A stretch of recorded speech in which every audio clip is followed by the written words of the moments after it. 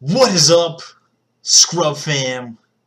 I'm back with a video to do another deck profile and to talk about Union Force, which comes out at the time that I'm filming this video, technically in an hour and 14 minutes Eastern Standard Time at this point. So the hype is real. Everyone is already starting to crack some packs. You're probably excited to crack some packs. I'm excited to crack some packs. I have 5 boxes that I got for myself that'll be here tomorrow. I will probably end up doing some sort of box opening video so you guys can watch me crack packs, so you can live vicariously through me as I get all those sick sweet pulls. So pretty dope. Anyway, so a couple things. So first, shout out to my over hundreds of subscribers at this point. We're in the 120s now when it comes to subscribers. That's really great. So Scrub fam, you guys are the best. Scrub fam is best fam. So I truly appreciate all your support so far and the great feedback and all the comments you guys have given me. Next thing is, last night I tried to upload a video, a gameplay video of myself playing the deck that I'm going to be doing a deck profile on. And unfortunately, the video file was messed up along with the other video files that I made last night, so I wasn't able to upload a video of gameplay last night, so I was pretty disappointed in that. And I truly appreciate you guys reaching out to me before I actually made the post, because I usually like to upload my videos overnight and then make the post in the morning, so that gives me plenty of time to make a thumbnail without getting a lot of people looking at the video. So I appreciate you guys who did tune in to let me know that there was something wrong with the video, so I was able to act quickly, take it down, and then now I can produce additional content in order to be in place of that. So we're going to end up doing a deck profile on the deck that I was playing. So I'm pretty excited about that. Next, just talking about Union Force. Please put down in the comment below if you haven't already subscribed or subscribed. Please first subscribe to the channel, and then of course put down in the comments what cards you're excited to play with this set, and what deck that you want to build first. What's the first deck that you want to sleeve up, and whether it be in your KMC Hyper Mats, your Dragon Shield Mats, your Eclipse sleeves that you just bought that you're excited to put your brand new shiny cards in. What deck are you first excited to build in person? Go ahead and put that in the comments. If you want to shoot a deck list as well, that's something that we can talk about. Also, if you guys ever want to talk game theory, deck design, things like that, you guys can always reach out to me and we can have conversations like that. I love, whether if it's helping or just having a conversation about the game, feel free to reach out. So put in the comments what deck you're excited to build first when Union Force comes out. Me, I have so many decks that I want to actually build in person. I've been having a lot of fun with a lot of the blue strategies with, of course, the 2 God-based leaders. I've been having a lot of fun with building those decks, so those might be some of the first decks that I personally sleeve up. And then, of course, there's a case tournament this Sunday in Maryland that I might be attending. We'll see. I'm going to get my practice tomorrow, do some deck building, and see if I really want to take the trip. But of course, I'll keep you guys posted based on whether if I go or results or whatnot. And then, of course, please be sure to tune in to Core TCG's event that we are going to be streaming at Intricate Gaming. Tune in. I'll be doing commentary along with Adam Percy, really dear friend of mine, part of the team. He's a sweetie. We're going to be doing some commentary for that event itself, bringing that to you live. So please be sure to tune in, twitch.tv/weareintricate, while we're doing that sweet event. And rumor is potentially a smoke machine with WWE-based entrances, but don't get your hopes too high. Basically what I'm saying is that's not going to happen, but it'd be really cool if it did happen. So without further ado, after I've rambled on enough and you guys have already skipped over this section of the video, let's go ahead and go to the deck profile. Alright, so we have Mono Blu Zamasu. Zamasu is one of my favorite characters in all of the Dragon Ball universe when it comes to a villain, as well as just in general. I love the way he carries himself. I love how he's so consistent with what he wants and what his goals are, and how he wants to handle everything going forward, and what his overall mission is to, have 0 mortals. That's why, I call these decks the 0 mortal plan decks, because that is the goal. We just want to wipe out whatever mortal stands in our way, because we are superior and we know that we know better than all. And I love Zamasu's character, and so building the deck, I always get excited about, like, what can I do, or is there anything that's cool in the deck or flavorful that'll, let me play into that. And so really the only thing that I have is that the only human that I play in the deck is the only mortals per se are, of course, Goku Black. Beerus is immortal, I guess. Never mind, this deck has immortals in it. I'm bad. But anyway, I think that the 10-drop Zamasu is super flavorful. Zamasu is super flavorful. Just being able to be, he's called Infinite Fuse, so he's infinitely powerful, and his card represents that because whenever he gets to turn sideways, he gets to do some disgusting things. And just I love the flavor of the indestructible characters, so this is a deck that I was drawn to really quickly. And of course, I really like Zamasu as a leader, which a lot of people out of the gate weren't a big fan of. They thought that his ability was bad, especially on his flip side. But to me, I actually think that it allows you so much more flexibility with your deck design and the way you want the deck to actually play. It allows you to be conservative when you need to be, and then you really kind of just have to force your opponent to come to you before you get to start making your really amazing plays to end up sealing a game. So Zamasu, basically the way he works is his front side takes a card in the draw in his life and puts it in the drop area. If it's blue, then you get the draw card. So the reason why I like Zamasu in some instances over Goku Black is that Goku Black, yes, he takes a life away and adds it to your energy. Well, Zamasu makes objection feel a lot less worse because you're getting to put a card in your hand for the turn you do objection. So it's actually really helpful. So I'm a big fan of his front side. And then, of course, his Awakened side, which is also highly underrated. He awakens at 2, which is really cool. A lot of the times when I play games with Zamasu, I'm making sure that I get as most value out of my life as possible, so I usually go down to 1 before awakening. But from here, now you're taking damage as life cards, so essentially you're having to mill 5 whenever you need to take a point of damage, mill 10 when you're taking double strike. So you can really start to play out your turns and script your turns on what attacks you want to tank, when do you need to combo, when do you need to use negates, things like that. And what this ability does, it gives you extra turns, which a lot of people don't think of it that way. You think of it, oh wow, you're milling through your deck, you're going to end up decking out really fast. Well, if me taking 1 to 2 attacks is going to allow me to get X amount of turns, then that's a price that I'm willing to pay. I'm willing to mill through my deck if I'm going to be able to get extra turns to get to those big plays at the end of the game. And that's what the Zamasu leader does so well. So I'm a really big fan of his leader the more and more I've tested with it. So anyway, let's go on to the actual cards themselves. So we go to the battle cards, 4 Bulma God Tempter and 4 Gawasu. So Bulma God Tempter, of course, simple. You get your Whis Resting Attendant, but I also love that she can tutor my one of, which I run Whis to Saber Guard, and I'll get into that when I get to that card. But I really like now the additional flexibility that Bulma has of being able to tutor ramp or tutor an amazing blocker. So Bulma, of course, has to go into this deck because it just helps your strategy of getting a god into your hand and being able to ramp as you go forward so you can get to your late game strategies. Next is Universe 10 Gawasu. As you can see in this deck, we have pretty much every card is a hit in this deck aside from your extra cards and your Bulmas. Otherwise, you're going to be able to reveal a god off the top of your deck. So Gawasu ends up being super consistent in this deck and just gives you exactly what you want. Whether if you need to find a boost attack Piccolo, or you need to find a piece of your combo, or you need to find one of your late game threats, you have the opportunity to. 4 boost attack Piccolos, great synergy with the deck because they're gods, and then of course they're your 10k boost draw cards, so you have to play them. But I do love that you get the added bonus of it having synergy with Gawasu. So that's a really neat thing about these god-based decks running that card is just finding a 10k boost, very similar to Avenging Frieza and Yellow finding Dodoria. It's a really powerful effect, so highly underrated. Next we have 4 Warrior of the Gods, Goku Black.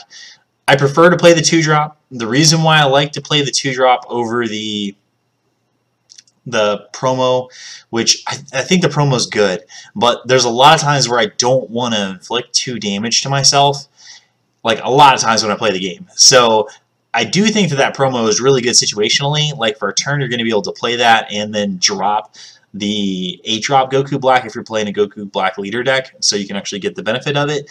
Or if you know you're going to be able to evolve in Infinite Fuse Zamasu that same turn without tapping out completely, I think that it's a really good decision. But a lot of times by the time you're at that much energy, your life is relatively low, so inflicting damage to yourself could be kind of iffy. I really like to use my life as a resource, so I like to manage it as long as I possibly can before I have to start milling. So I really not sold on it yet, but of course I think I do need more data with the card to see how good it is. I could definitely see it as a 1 or a 2 of going forward, maybe sideboarded in some matches, but anyways, next we have the 4-drop Zamasu the Invincible. So this is just a basic 15k indestructible. He's a 3-drop when you have Zamasu as your leader, Goku Black as your leader. This card is great. It allows you to put pressure on the opponent at multiple points in the games, and they have to deal with it.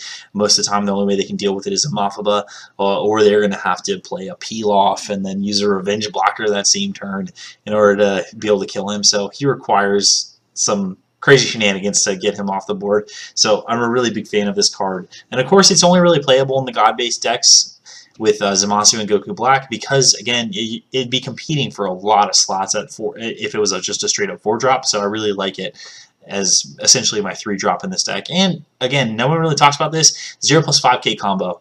I love that on these 4-drop cards and how we're starting to see that more often. So, big fan. Next, we have 3 of the 4-drop Fuse Zamasu promos.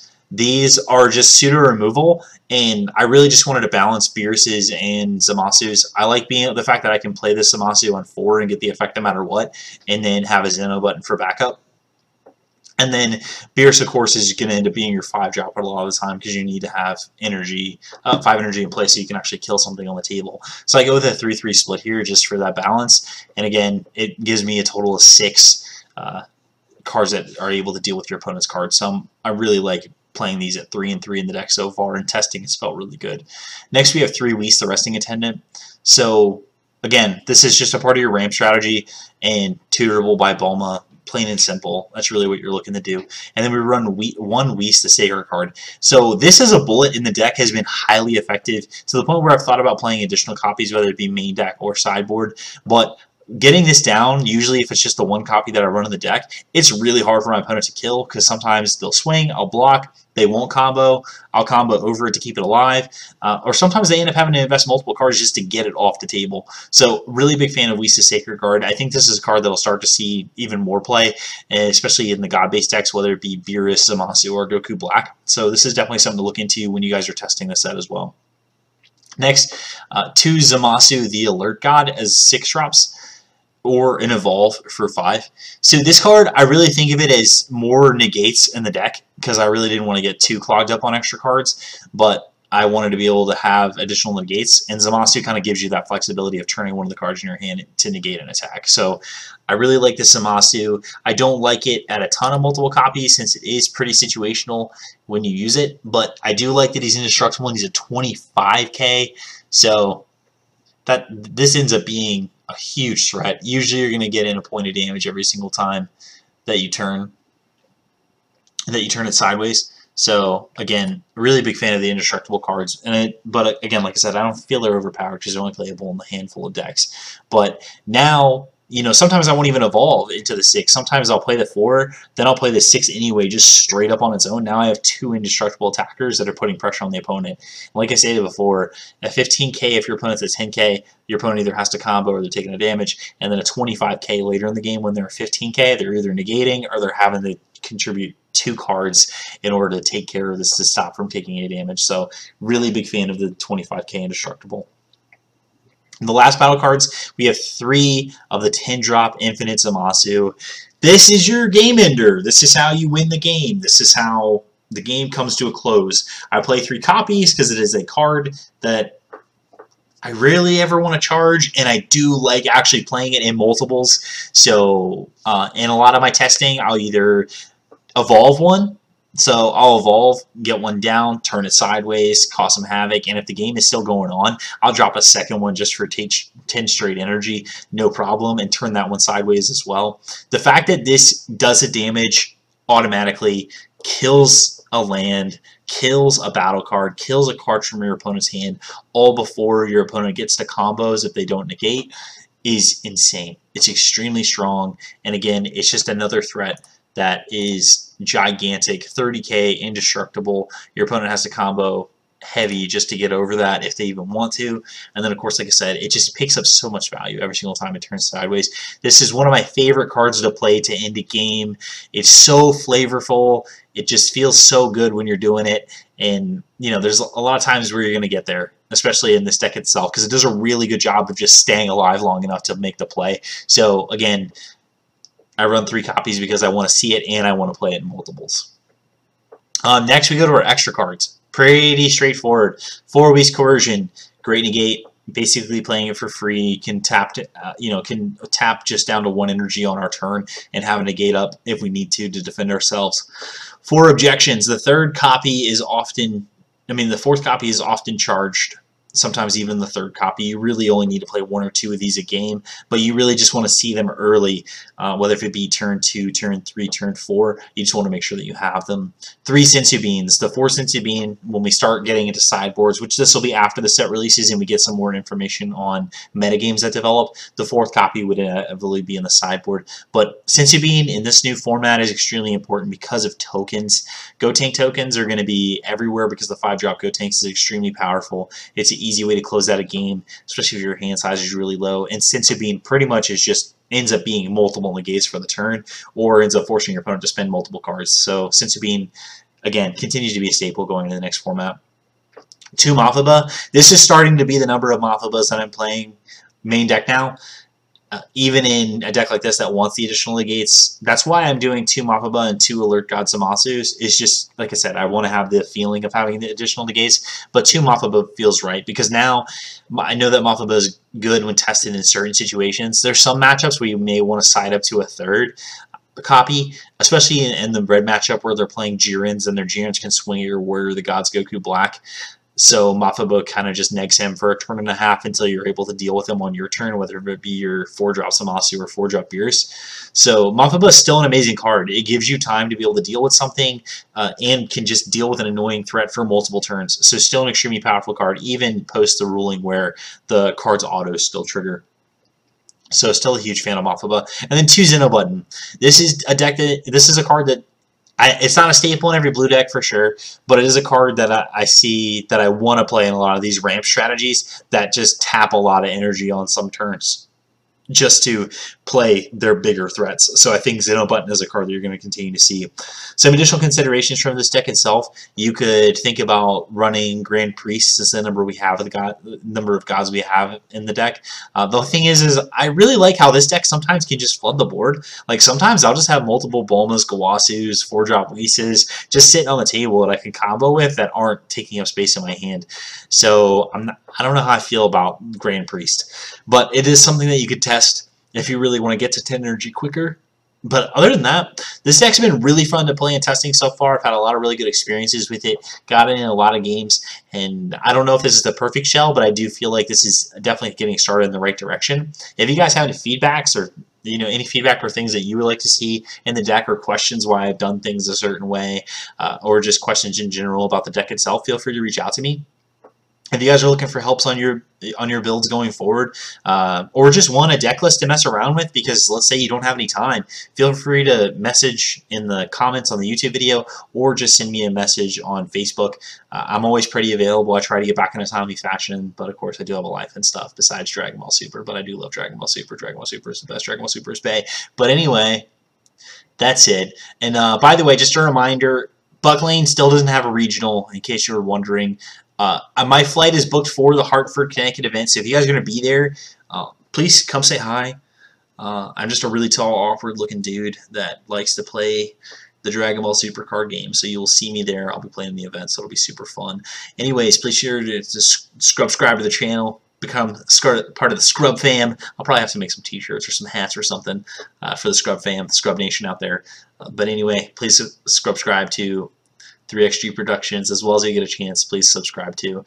We are intricate at multiple platforms such as Facebook, Twitter, Twitch, and then be sure again, Saturday, Core TCG Intricate Gaming, we're going to be streaming the event, which is going to have some pretty big prizes, and it's like probably going to be one of the largest events we've had so far, and Set 2 is going to be displayed, so please tune in to that. It's going to be amazing. But anyway, I'm done. I've talked enough. I rambled enough. I hope you enjoyed the video. Again, if you want to hate on me or things like that, just put it in the comments. I love it all, and I love you guys. So I hope you get good, Scrub fam. Okay, bye!